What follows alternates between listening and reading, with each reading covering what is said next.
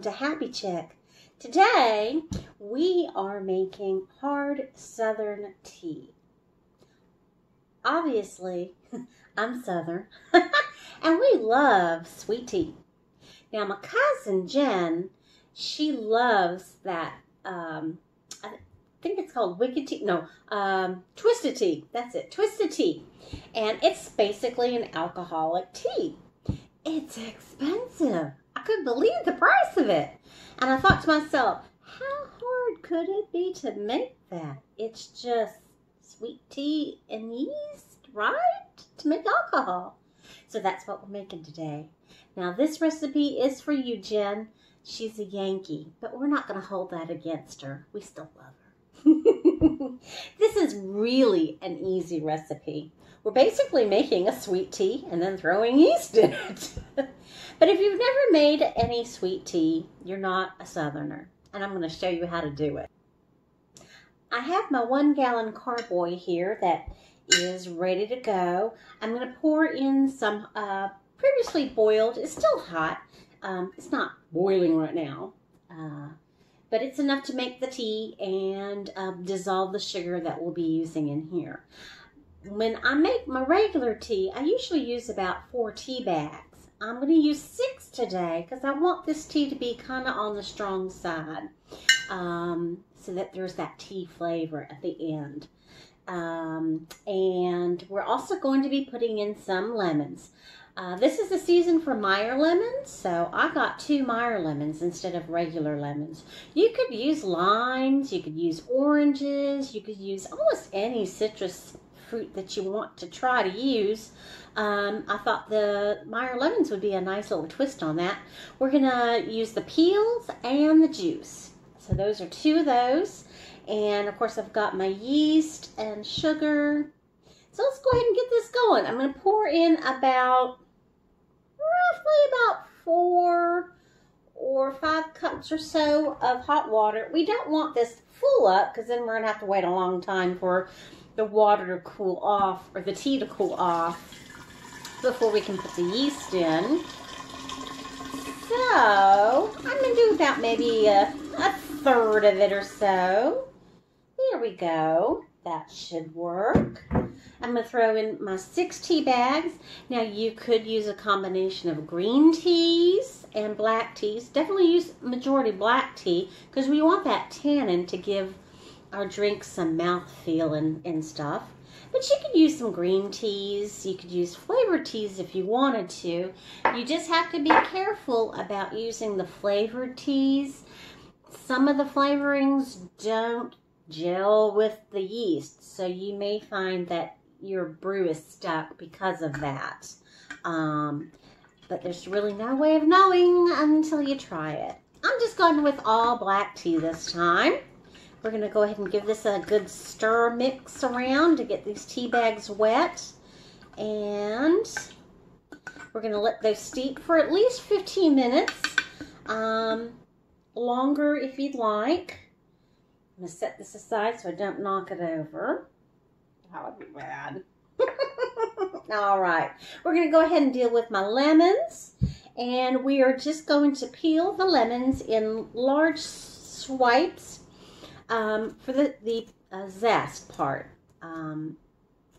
we don't want any of the white pith in here, and then we're just going to juice them. So let me show you one like I'm talking about. So something like this, use a vegetable peel to get the skin off, and then there's like this little white part on there. We want to scrape that off.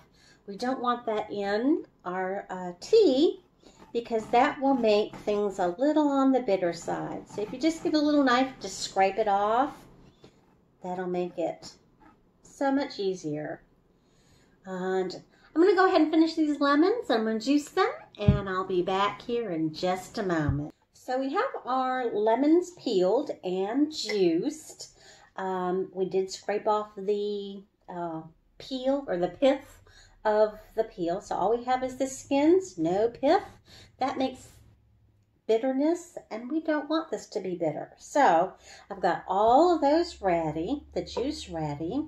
It's been about 10 minutes. It's still a little on the warm side, but once I get, you know, the other cool water in there, I think it'll be just fine. It's still hot enough, though, to dissolve our sugar.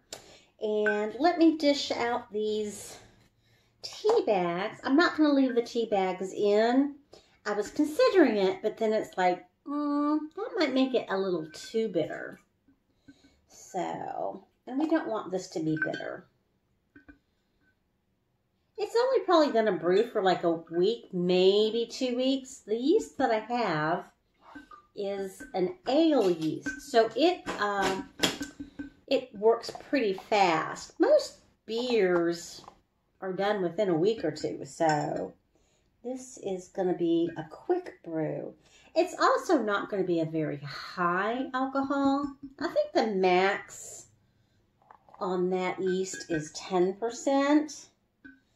I do know that the wicked teas, twisted teas, I keep wanting to call them wicked teas. Twisted teas are about 5.5%. So this is going to be almost double strength. So you can either leave it this way, or you can brew another batch of just sweet tea, a gallon, and combine the two. That way you'll have about a 5% twisted tea, and you've got 2 gallons. Either way you want to do it will work just fine. All right, I think I've got all my tea bags. 1, 2, 3, 4, 5, 6. Yes. Okay. Just going to let these kind of drain here. Get every little bit of juice that we can. All right. So that should be all the tea bags. Okay. I'm going to put in the sugar next. We have 1 pound and 6 ounces of sugar. I kind of calculated so that we would be able to have enough sugar left over so that the tea will be sweet after fermentation. Hopefully it's not overly sweet. I kind of hedged on the lower side. We can always back sweeten this if it's not sweet enough for us. Or if we decide to dilute to do 2 gallons, we can make our new batch of tea sweeter to compensate. But this is 1 pound, 6 ounces of sugar, just plain old white sugar. Go ahead and pour that in. Try not to spill it.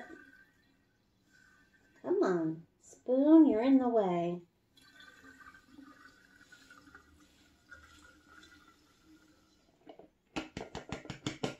There we go. All right, there we go. Got half the sugar on the spoon. I should have taken the silly thing off. Or taken it out. Oh well.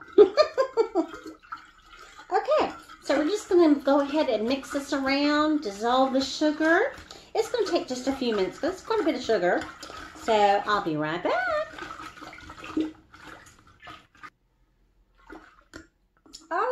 Okay, sugar's dissolved, and so we're going to go ahead and pop in the lemon peel and the lemon juice now.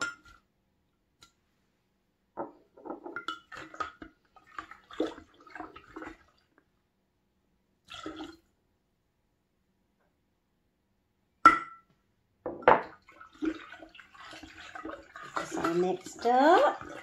And then we're going to just top this off to about where the shoulder is with cool filtered water.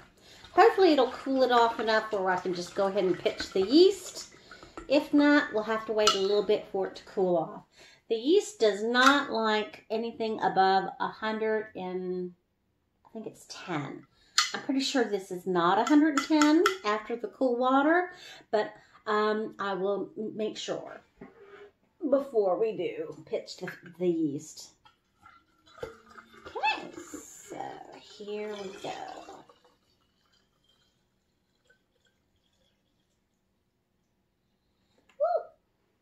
Woo. Kind of full, but that's okay. All right. is going to be nice with the Meyer lemon. We have our tea ready.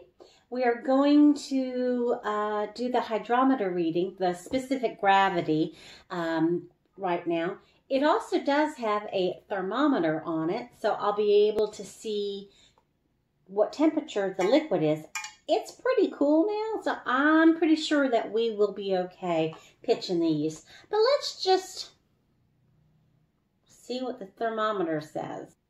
It was like 75, so it's okay. All right. So we are going to take a measurement.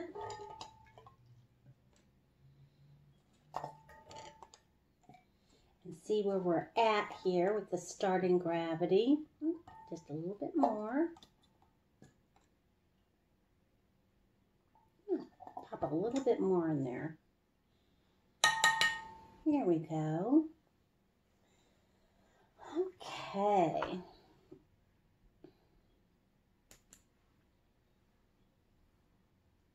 She almost looks like sun tea right now. I think it'll be good though. Just fine. I could have probably let it steep for a little bit longer.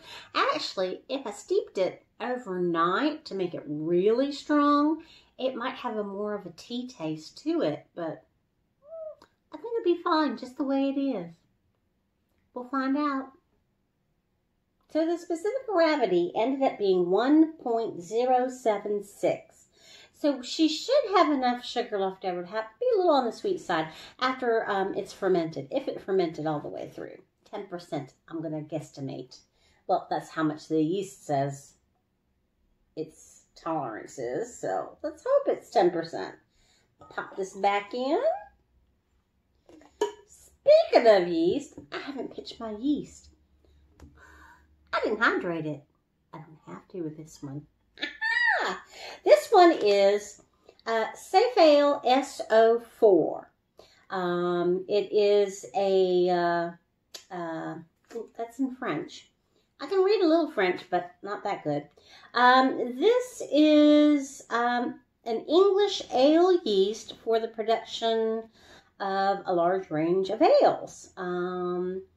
Its final gravity is a medium, so it's going to be about a 10%. So let's hope it also says it is a fast fermentation.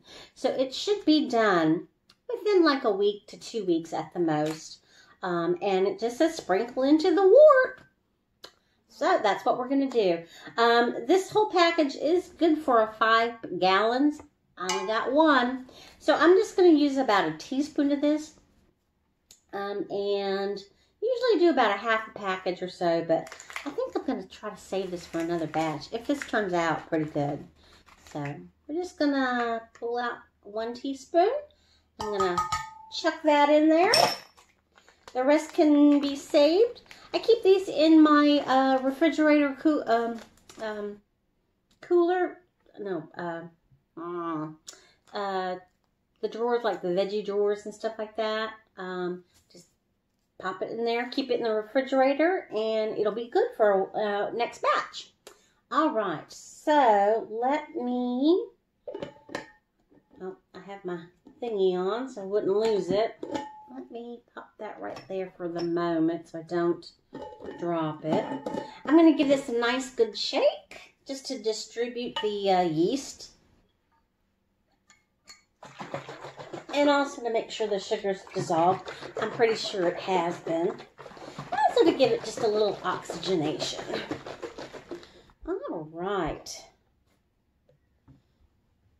Okay, we'll pop this back on.